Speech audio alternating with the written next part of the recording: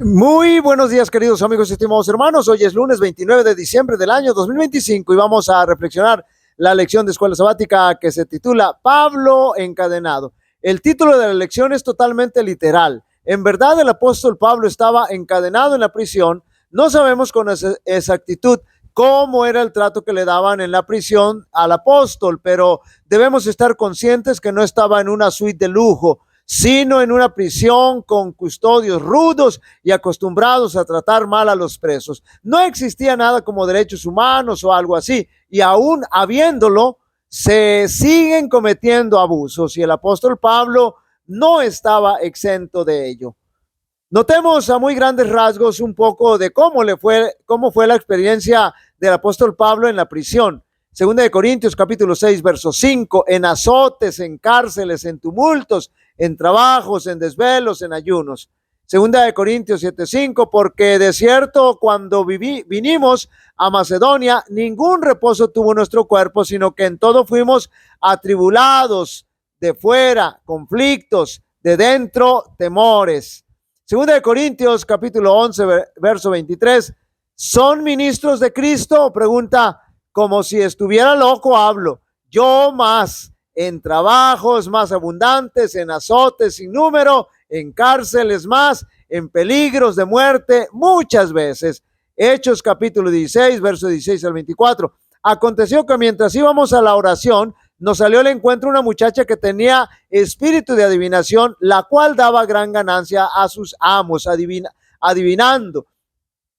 Esta, siguiendo a Pablo y a nosotros, daba voces diciendo, estos hombres son siervos del Dios Altísimo, quienes os anuncian el camino de salvación. Y esto lo hacía por muchos días, más desagradando a Pablo. Este se volvió y dijo al espíritu, te mando en el nombre de Jesucristo que salgas de ella. Y salió en aquella misma hora, pero viendo sus amos que había salido la esperanza de su ganancia, prendieron a Pablo y a Silas y los trajeron al foro ante las autoridades, y presentándolos a los magistrados dijeron, estos hombres siendo judíos alborotan nuestra ciudad y enseñan costumbres que no nos es lícito recibir ni hacer, pues somos romanos. Y se agolpó el pueblo contra ellos, y los magistrados, rasgándole las ropas, ordenaron azotarlos con vara. Después de haberles azotado mucho, los echaron a la cárcel, mandando al carcelero que los guardase con seguridad, el cual recibió este mandato, los metió en el calabozo de más adentro y les aseguró los pies con cepo. Ya explicamos qué es un cepo. Todas estas experiencias las vivió y sufrió el apóstol Pablo en Filipos, en Jerusalén y en Cesarea. El apóstol también estuvo en arresto domiciliario, y aunque la Biblia no da mayores detalles, creemos que no se encontraba en un palacio y con un trato de rey, pues era prisionero, por lo tanto recibía un trato de prisionero, custodiado y encadenado. Notemos cómo el apóstol Pablo, en cualquier situación que estuviera enfrentando, encontraba el lado positivo para contrarrestar lo que estaba viviendo, teniendo como fundamento que estaba participando de los sufrimientos de Cristo en la muerte de Cristo, es decir, que la pasión de Cristo se manifestaba en su vida, con la cual podía ilustrar el mensaje de vida, de salvación que el Señor había venido a dar y a hacer por cada uno de nosotros, al realizar su sacrificio a favor de toda la raza humana, pero solamente se hace efectivo para aquel que acepta ese sacrificio y a Cristo como su Salvador personal.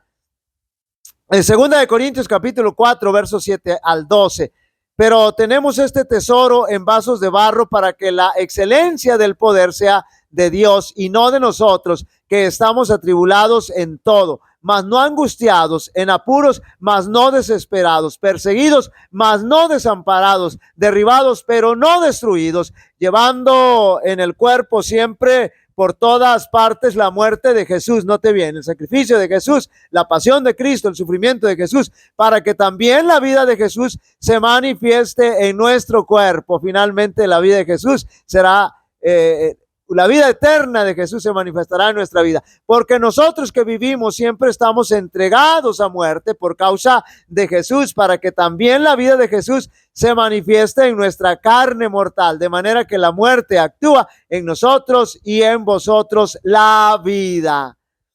Nadie como el apóstol Pablo para poderse recomendar como ministro, porque precisamente a causa de su ministerio había pasado por tantas situaciones y experiencias en el cumplimiento de la misión que nadie podía recriminarle nada. Es decir, él no había dado a nadie ninguna razón para ser vituperado, entendiendo como vituperio la deshonra, oprobio, vergüenza, injuria o censura fuerte y pública que se sufre por seguir a Dios o a Cristo. Todo esto, sin embargo, lo estaba enfrentando porque era un siervo de Jesucristo. Segunda de Corintios capítulo 6 versos 3 al 7. No damos a nadie ninguna ocasión de tropiezo para que nuestro ministerio no sea vituperado. Antes bien, nos recomendamos en todo como ministros de Dios, en mucha paciencia, en tribulaciones, en necesidades, en angustia, en azotes, en cárceles, en tumultos, en trabajos, en desvelos, en ayunos, en pureza, en ciencia y en longanimidad, en bondad, en el Espíritu Santo, en amor sincero, en palabra de verdad, en poder de Dios, con armas de justicia a diestra y a siniestra. Así que el apóstol Pablo era un gran ministro del Señor, estaba enfrentando cárcel y cadena por la causa de Jesucristo, no porque hubiera un motivo pecaminoso que lo hiciera estar enfrentando los ataques de esta naturaleza. Y esto, lejos de provocar, note bien, en él una reacción negativa en todos los aspectos, lo llenaba de energía y decisión para seguir obrando a favor de la causa de su Señor. A pesar de la iniquidad que prevalecía, había un número de hombres santos, ennoblecidos y elevados por la comunión con Dios, y vivían en compañerismo con el cielo. Eran hombres de poderoso intelecto que habían realizado obras admirables. Tenían una santa y gran misión, a saber, desarrollar un carácter justo y enseñar una lección de piedad, no solo a los hombres de su tiempo, sino también a las generaciones futuras. Solo algunos de los más destacados se mencionan en las Escrituras, pero a través de todos los tiempos, Dios tuvo testigos fieles y adoradores sinceros.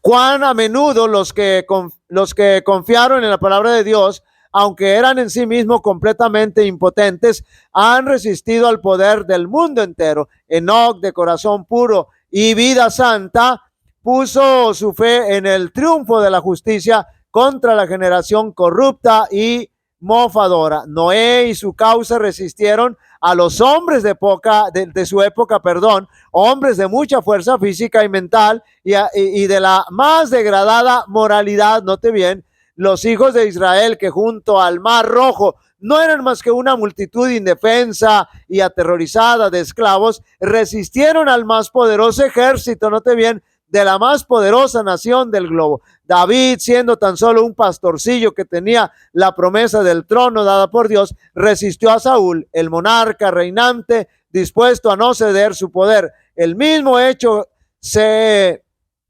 destaca en el caso de Sadrach y sus compañeros en el horno de fuego, y Nabucodonosor en el trono, Daniel entre los leones y sus enemigos en los puestos elevados del reino, Jesús en la cruz y los sacerdotes y príncipes judíos forzando al gobernador romano para que hiciese su voluntad. Pablo encadenado y llevado a sufrir la muerte de un criminal, y Nerón, déspota de un imperio mundial. No solo en la Biblia se encuentran estos ejemplos, abundan en los anales del progreso humano. Los valdenses, los hugonotes, Wycliffe, Hus y Jerónimo, que ya hemos estudiado, y Lutero, Tyndale, Knox, Zinzendorf y Wesley y multitudes más han dado testimonio del poder de la palabra de Dios contra el poder y el proceder humanos que apoyan el mal. Estos constituyen la verdadera nobleza del mundo, constituyen su realeza. Los jóvenes de hoy día son llamados a ocupar sus lugares. Consideremos por un momento la experiencia del apóstol Pablo. El apóstol fue encarcelado y encadenado en el momento en que parecía que su labor era necesaria para fortalecer la sufrida y perseguida iglesia. Pero este fue el momento en que el Señor obró y las victorias que ganó fueron preciosas. Cuando en apariencia Pablo podía hacer menos, la verdad encontró entrada en el palacio real. No fueron los sermones magistrales de Pablo delante de los hombres notables, sino sus cadenas, note bien, lo que llamó la atención de ellos. Mediante su cautiverio, el apóstol se transformó en un conquistador para Cristo. La paciencia y la humildad con las que él se sometió a su prolongado e injusto confinamiento impulsaron a los hombres a pesar del carácter del apóstol.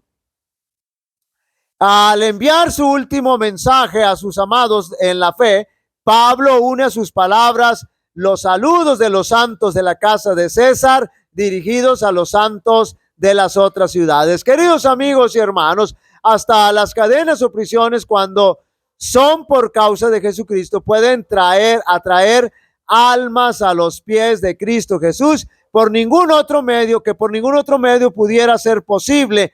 Debemos aprender del ejemplo poderoso del apóstol Pablo. Jehová te bendiga y te guarde. Jehová haga resplandecer su rostro sobre ti y tenga de ti misericordia. Jehová alce sobre ti su rostro y te dé paz. Y pondrán mi nombre sobre los israelitas y yo los bendeciré. Dios bendiga a cada uno de vosotros.